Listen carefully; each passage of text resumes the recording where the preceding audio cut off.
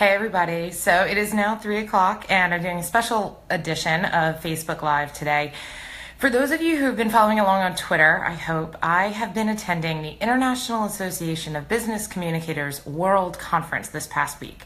And yesterday I was in a session that then came back and they challenged us to define what are our top 3 career defining moments, okay? So sat there and I wrote them out, and you would think starting a company, DCM Communications, might be one of them, and it actually isn't. And so it really got me thinking about what it is that got me to this point, and then also how that could potentially help others.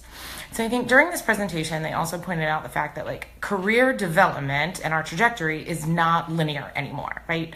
It is not uncommon for people to leave a company, go somewhere else, potentially go back to it, or kind of bop around until they find what it is that's really their niche. So here are the 3 defining moments that I had. I'm going to walk you through those, as well as some of the lessons I learned along the way, both as far as career development, as well as marketing, professional development, and sales. So the first one is my first promotion at BizBash. So this happened back in 2007. It was my first job out of college. I was living in Miami, and I got hired originally as the assistant editor of BizBash Florida, which was the publication that was down there at the time when it was a franchise from the rest of the BizBash media as it stands today. So originally I was hired again as assistant editor, took a week off after graduation, came right in, and the editor was no longer there. Very interesting situation to walk into as soon as you've graduated. Over the period of the next month, I started really throwing myself into this magazine. Learned an insane amount about the events industry right away and made some friends that I am still friends with to this day, and I am so excited to see when I go back to Miami in July. And I remember the day specifically when we were laying out an edition of the magazine, and the art director came over to me and she said, "Channing, why have you not put your hat in the ring for editor?" This was something that had not occurred to me. In fact, assistant editor was one thing, but overseeing an entire publication right out of school, I was a little bit wary. I had had a lot of experience in journalism. I had worked in PR before. I'd worked at 2 different newspapers, at 2 other magazines. So I knew what it took to put it together. But the thing that really separated it for me is that I knew how hard I was going to work to make sure it succeeded. So I sat down with the publisher and I said flat out, "I want this job." She didn't exactly laugh at me, but she was definitely a little hesitant, right? I was 22, super ambitious, but I laid out all of the reasons that this was really going to be the best job for me, right? And I was going to be able to make this magazine succeed when the previous editor had had issues.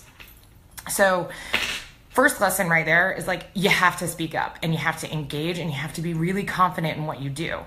That's in everything. Even if you are shaking on the inside or super nervous, you need to make sure that you convey that air of confidence, because that is what people are going to walk away from, and that's what they're going to remember. Not always necessarily what you said, but how you make them feel. That applies to marketing, that applies to a sales strategy, that applies to branding overall.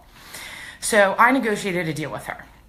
And I said, "Give me this next issue to prove to you that I can be the editor of this magazine, and then you can make a final decision after that." Thankfully, she took me up on the offer. I worked my tail off to make sure that I showed her everything the magazine could be under my leadership.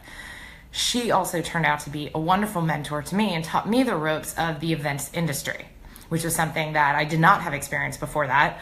Obviously, this then connects back to DCM Communications and how it came about that I started working specifically with event professionals.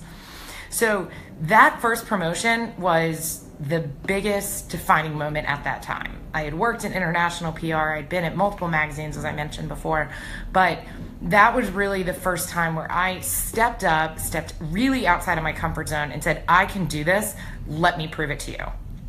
And then I did, and it came back to me tenfold. So that was step number 1. The next career defining moment happened 3.5 years later, and that was when I decided to move to Washington, D.C. I had been living in Miami for about 7 years at this time, and I broke every rule of career development and kind of anything that your parents have probably told you, which is you never leave a job until you have another one. And that's a piece of advice that I would give people as well if they were considering leaving their company, with a very big caveat. And that caveat is this. Again, go back to your gut instinct. Do you know that where you are is not right for you? In which case, leave. It is not worth being miserable as long as you are willing to do whatever it takes to keep your life going. And that does not mean relying on friends and family for financial assistance or bumming on their couch. It's really standing on your own 2 feet as an adult and saying, I'm willing to put in the work to do what it takes to leave this company and still make my life happen. So I started looking for jobs in New Orleans and Washington because I wanted to be closer to family. And those are 2 locations where I have a lot of family. And so when it came down to time, I didn't have a job yet, but I went ahead and put in my notice at BizBash. I said goodbye to all of my amazing friends, said goodbye to the company, or so I thought, and I picked up and I drove to DC without a job. Yes, that was something that everybody warned me against. My father to this day still makes jokes about the fact that I disobeyed his advice and I left a job without another one lined up. But I was actually never nervous about that change because I also knew, as I said, I was willing to do anything to make sure that it was a success. In a wonderful fashion, because of the relationships I had developed with the editors at BizBash in New York, because now the Florida publication by this time was part of the overall BizBash media again, they were very nice and managed to keep me on working remotely until either they found my replacement in Miami or I found another job. During this entire time while I was working, I was hardcore looking for something else, right? I knew what I could do, didn't necessarily know what I wanted to do, but I knew all the things I was also willing to do. And that was pretty much anything that was going to bring in some income to keep me in the city where I wanted to live. If that meant that I decided to go be a barista at Starbucks or I needed to become a server at a restaurant, then so be it. Those are things I had never done before, but I was willing to figure it out and do anything that was going to bring in the income. So while I'm looking for jobs, that time period where I was unemployed between BizBash and my next career step was actually only about 3 days. This was amazing, not something I ever anticipated. Again, I thought I was actually saying goodbye to BizBash fully then. I found a job working in advertising, made a ton of new friends, and then a month later was asked if I wanted to contribute to BizBash through DC and cover DC events. This again opened a huge world to me of a completely different type of event because there are a lot of different regulations here in DC because there are so many public spaces as well as those that are controlled by the government. And if you're going to have certain politicos in attendance and government executives or anybody in the Senate that's coming to your event, there are a lot more rules of what you're allowed to actually do. It's also very, very nonprofit heavy and very association heavy, which was something that had not been as strong in Miami compared to the corporate events. So this gave me a new opportunity to learn and open an entire world of development for me.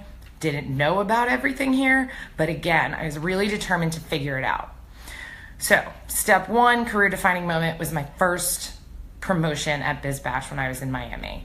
My second one was leaving that job, putting all of my trust in myself, knowing what I was willing to do, and moving to Washington. Then the third career defining moment happens about another 5 years, 6 years after that. And it was actually not the day that I decided to found DCM Communications, right? Throughout the time that I was working at 2 other companies between moving to DC and founding, going full time with DCM, I continued developing a business on the side. I am a journalist by trade, and that was what I got my start in, and so people paid me to write. This is what I was doing for BizBash. I had a lot of other people that were advertising clients, and they needed help with their ad design as well as the campaign conception and a lot of copywriting. So I took those things that I'd been doing on the side, and I thought, you know what? There's business here somewhere, but I didn't know exactly what it was.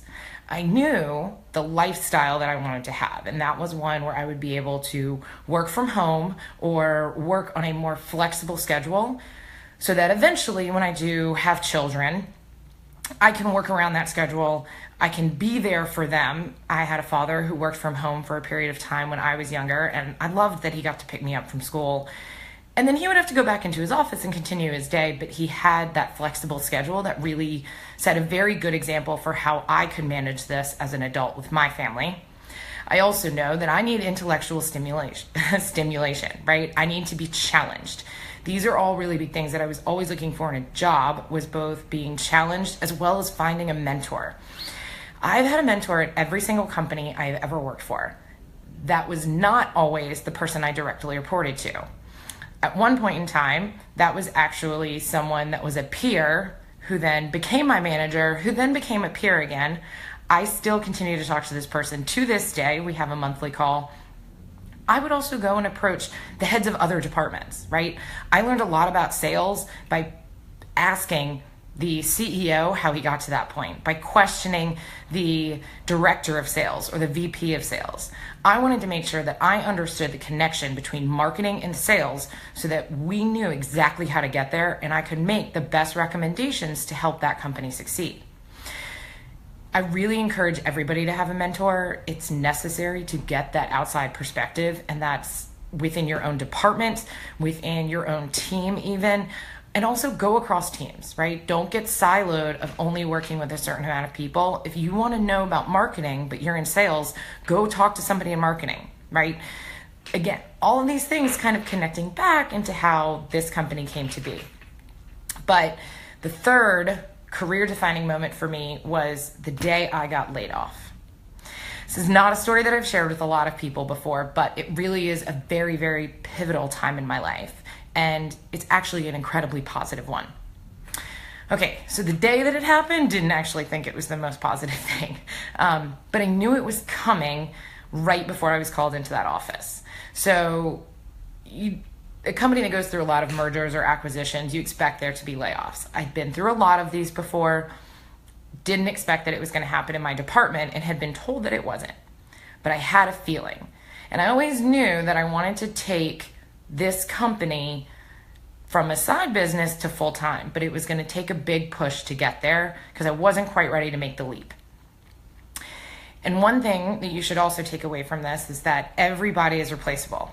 Everyone, from the C-level to the janitor, everybody is replaceable. So even if you're told, okay, we're going through a merger, your jobs are totally safe, you always need to be prepared to bring your best to work every single day because you never know when things are going to change.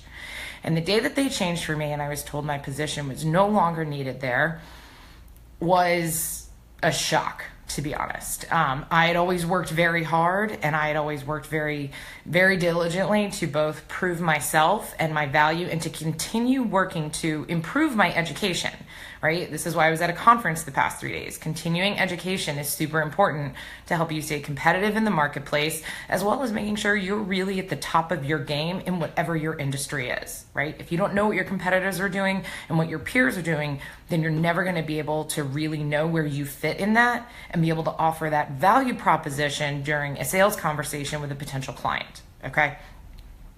So I wasn't expecting this right off the bat. I knew what they were about to tell me right before it happened because I'd been on the other side of that table. And it's very, very difficult to lay someone off because even if you want to think that the person who says it to you actually has no heart, I guarantee you they were struggling with how to have that conversation because when you have to tell that to somebody, you're about to take away their livelihood, and that's a really heavy responsibility to have. So this happened, and immediately I left the office. I thought about it. I thought, oh my goodness, I can't believe that just happened. And then I also felt like it was meant to happen. Within 24 hours, I knew what my plan was. DCM Communications was going to be a full-time business, right?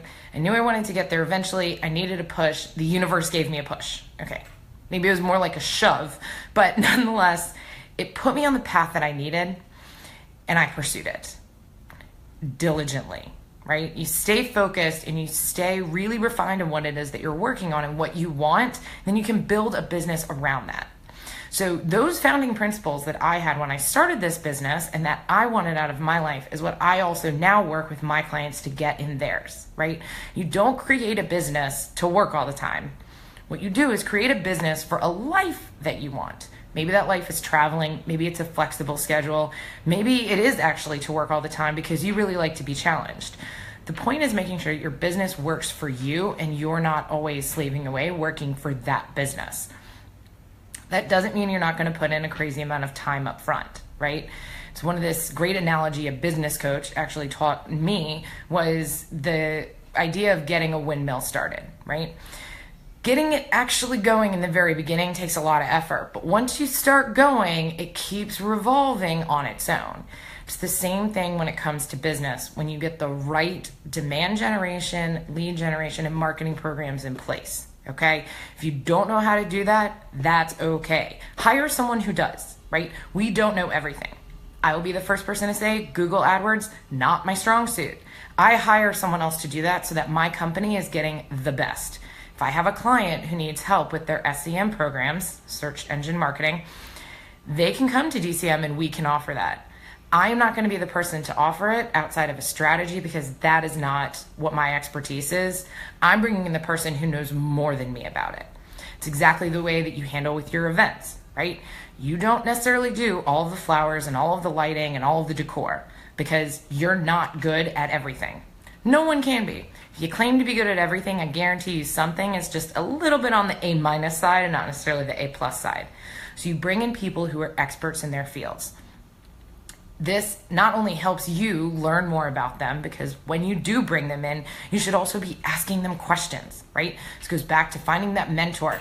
They can be a peer, they could be somebody that you've hired, but what you need is somebody that will help you learn more, because the more you know about how a AV company operates and what they need from a lighting perspective and what they need as far as the dimensions of a room, the better you will be able to service your clients. And you're going to sound more knowledgeable when you're trying to market your services to them. And that's something that also goes beyond just the events industry into any industry. So 3 biggest career milestones, again, to review, started with my first promotion at Biz Bash in Florida, followed by saying goodbye to all of it, leaving and moving to DC without a job, finding one, thankfully, within a month, and then the day that I got laid off. All 3 of these things, only one of them seems immediately positive, but all 3 of them turned out to be both career defining as well as inspiring and beneficial to me. You know, it's not always easy, but if you really believe in what you're meant to do for your life and what it is that you want, you will get there. And that's something that you should also apply to every sales strategy that you have. Every meeting you walk into, you need to project confidence. Even if you are shaking on the inside, you fake it. You practice, you get in front of a mirror, you talk to a friend. The more that you practice and you truly believe in what it is that you're offering to someone is the best solution to their problem, they will also see that. And then they are going to want to work with you. And it doesn't become a sales pitch, right? That's not what it is. Someone has a problem, you're going to offer them a solution. And you're so confident in that solution that they also will have confidence in it. And if you're not confident in that solution, neither will they, and they won't buy. Because, again, and the great lesson I learned from my business coach, if it's not a hell yes, it's a no. Make sure every meeting where you offer up your solution, you walk out of it with a hell yes. And if not, either they were not your ideal client, they're not actually ready to buy. Don't sweat it. Move on, track down another lead, follow up with them later and see how things are really going for them. I would love to hear your feedback if you have any more questions about this. I appreciate those of you that kind of have reached out to me in email over the past couple of days, as well as earlier this week, with questions about how I got to where it is that I am here. And I hope that you also see the benefit of both mentorship as well as continuing education. You know, whatever field you're in, make sure you go out there and keep learning, because that outside perspective really does infuse your business with extra creativity and new ideas that you may not have had if you didn't get a different way of looking at things. So y'all have a great day. There will not be another Facebook Live this Friday. It is Summer Friday, so I might consider readjusting that. But overall, I hope you have a great rest of your week and stay tuned for more to come on social media.